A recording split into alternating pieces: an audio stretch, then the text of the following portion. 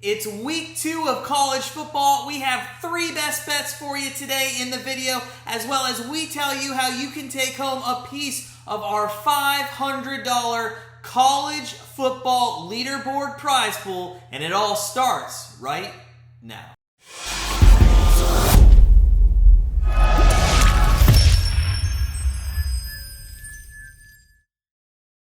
Hey guys, it's Matt from GrandstandBettors.com. We are 3-2 on the college football season. We have 3 more bets for you here in week 2. Also, don't forget about our college football leaderboard. It is live and we are giving away a prize pool of $500. We're going to get to that in just a little bit, but first, make sure you hit that subscribe button so you don't miss any of our college football picks all season long here on our channel. While you're at it, smash that like button if you're excited for the first full college football and NFL weekend. Our NFL picks are dropping tomorrow afternoon. But hey, without further ado, let's dive into our top 3 picks for college football week number 2.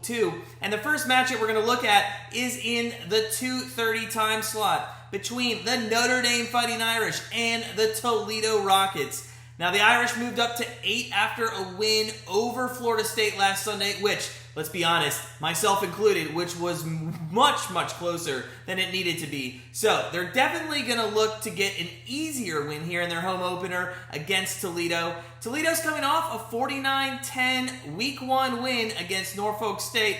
Now, Notre Dame is favored in this game, 17.5 points, and the over-under is at 54.5.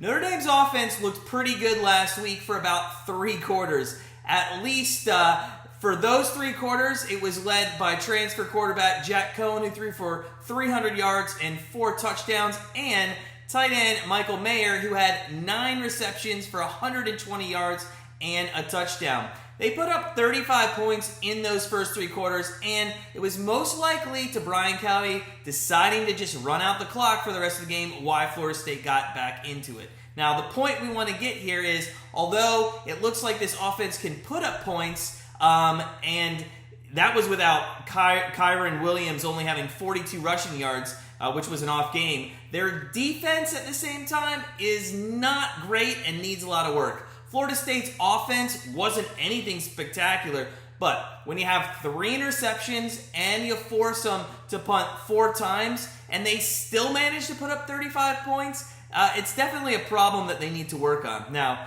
Notre Dame will have a nice week to regroup against Toledo, but still expect there to be some mishaps, and they're going to give up a couple touchdowns in this game for sure to the Rockets. As we mentioned, Toledo, they put up 49 points last week against Norfolk State behind a good rushing attack that scored 4 of their 7 touchdowns. This should give Toledo a lot of hope, as that's where Notre Dame struggled last week.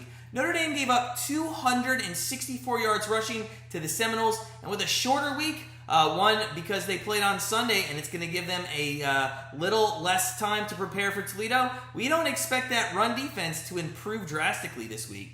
Now, Toledo, they're definitely going to look to run the ball on this one and avoid passing in the Irish secondary, which is led by Kyle Hamilton, who had 2 interceptions last week. And if you watched one of them, he came across the half of the entire field. It was unreal. Go back and watch that interception.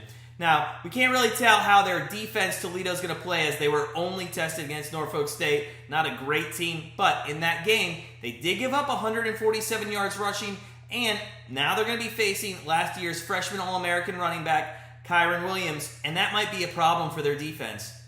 They will have to put an extra guy in the box to stop that Irish run game, which leaves plenty of room downfield for Cohen to find his receivers and play the long ball. Now, we're going to look at the total as our play for this game. All time, Notre Dame has scored 234 points in 5 games against MAC opponents under Brian Kelly. That's an average of 46.8 points per game. As we saw last week, the Irish can put up points, and they're going to put up points in a hurry. So we're going to look at the home opener for the Irish over 54.5. We see Toledo, though, not going down without a fight and running down the field on the Irish. So that's going to be the one weakness the Irish has. Toledo's going to be able to score. Notre Dame can put up points at will. So first play of college football week number 2 is Notre Dame, Toledo, over 54.5.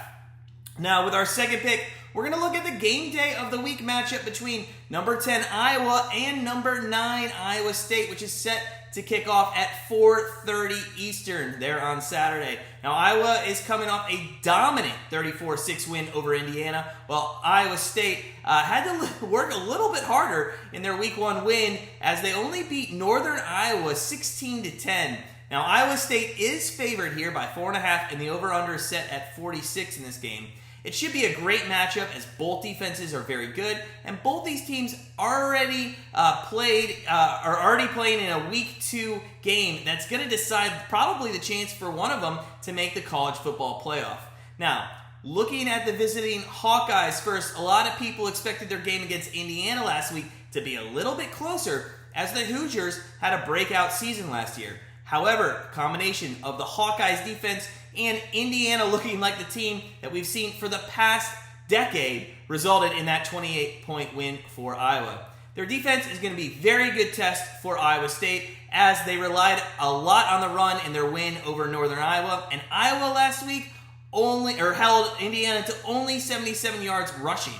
The Hawkeyes also have a very good rushing attack. Last week, as we saw, behind Tyler Goodson, who carried 19 times, rushed for 99 yards and a touchdown, averaging just over 5 yards a carry. Now, quarterback Spencer Petras, he only threw for 145 yards last week with a completion percentage of 48%. That is not good. He cannot put up those kind of numbers against Iowa State if they want to win the game. On the other side of the football, the Cyclones also have a very good run defense, but they gave up 230 yards passing to Northern Iowa. If Iowa wants to win this game, Peaches is going to have to perform. If Iowa State is going to want to win this game, they're going to have to perform way better than they did last week and expose a weaker Cyclone secondary. Now, the Cyclones, as we just alluded to, is the next step that they need to become better is the secondary to win this game. They do have a lot of talent there. Things just didn't click last week. We don't see their defense adjusting better than Iowa's quarterback, especially with home field advantage. So expect there to be a couple interceptions thrown by Petras as he does try to force things if their run game cannot get going like it did against Indiana. Now, the Cyclones' offense looked well-rounded like usual last week as they threw for 199 yards and rushed for 136 yards. However, they were just not able to produce consistent drives. This has been the theme for the Cyclones for the past 4 seasons in their season openers. They put up 16 points this year, 14 points last year in an upset loss against Louisiana Lafayette, 29 points in an overtime win against Northern Iowa in 2019, and only 3 points in their season opener in 2018. But once the season gets rolling, they tend to do a better job of cleaning up mistakes and getting things going on offense, as they average 35 points per game after week 1. Now, for this pick in the game, we're going to look at the spread. Iowa State is favored by 4.5 right now, and both their defense and Iowa's look good. Okay, both these defenses look good, so it's probably not going to be a shootout. But the Cyclones do have a big advantage at quarterback behind senior Brock Purdy. Both teams are going to try to run the ball in this one, and it's going to just come down to which better offense comes out after a week 1 disappointment. But sooner or later, the Iowa State is going to pass, and they're going to pass a lot, and we're going to see that translating into the Cyclones winning the game over the Hawkeyes. So take Iowa State here in our second bet of week number 2 at minus 4.5 over Iowa.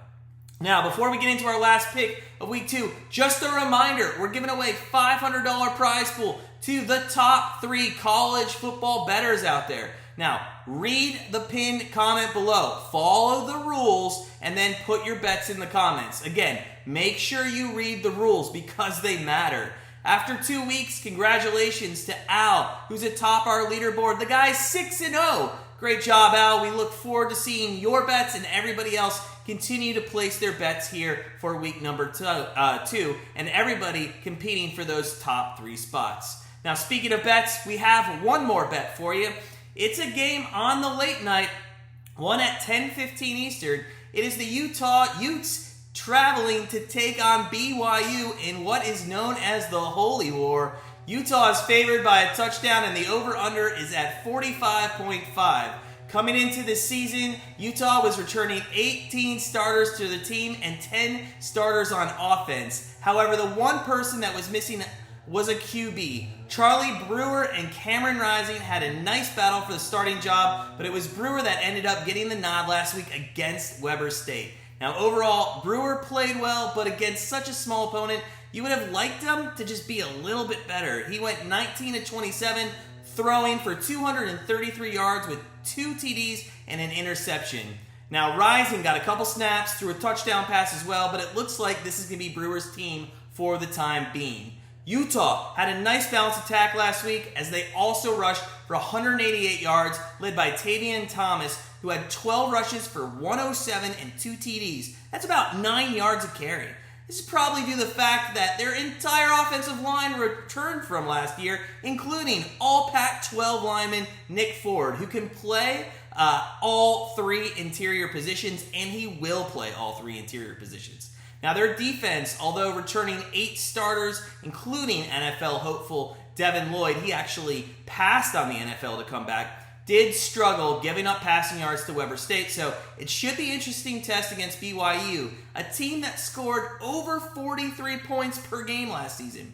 Now, speaking of those Cougars, the teams that have balanced attacks, BYU had a great win last week, beating Arizona 24-16. As everyone knows, they lost Zach Wilson and some other offensive members in the offseason. However, Jarian Hall did a nice job last week filling in for Wilson's absence, throwing for 198 yards, 2 touchdowns. The guy rushed 5 times, averaged over 7 yards a carry. BYU ran the ball well, 31 carries overall, 161 yards, led by Tyler Algier, who was the lone back to put one in the end zone. Now, the offense, it's going to take some time to develop under new coordinator Aaron Roderick, but even though they have regressed just a little bit with the departure of Wilson and others, they're still going to put up 24 points each game. The sore spot of BYU is their secondary. Although they only allowed Arizona to put up 17 points, they gave up 345 yards passing and 27 first downs. This may be a little surprising to some, as last season they only gave up 317 total yards a game, which was 10th best in the nation. But let's remember, they played a very easy schedule last year, with their biggest game being against Coastal Carolina, and they ended up losing that game. They're going to just go up and down the field on BYU, okay? Brewer, if you remember him, he played under Rule at Baylor. And this kid, in all honesty, he can sling the football from the best of them. I mean, he's one of the best in college football if you let him sling it. And Utah, they're going to put up 4 or 5 touchdowns in this game. And because of that, we're going to take the over 48.5. BYU's going to go out, they're going to score some points, and they're going to try to make this a game. But let's be honest, BYU's offense is going to have to outscore their defense. Look for this one to be in the high 50s, maybe even the 60s. Again, our last bet of NCAA football week number 2, BYU, Utah, over 48.5. That's it, guys, for us here at Grandstand Bettors. Remember, join our college football leaderboard by putting your best 3 bets in the comments below. Remember, read the rules in the pinned comment. As always, sit back, relax, enjoy week 2 of college football, and we'll see you next week.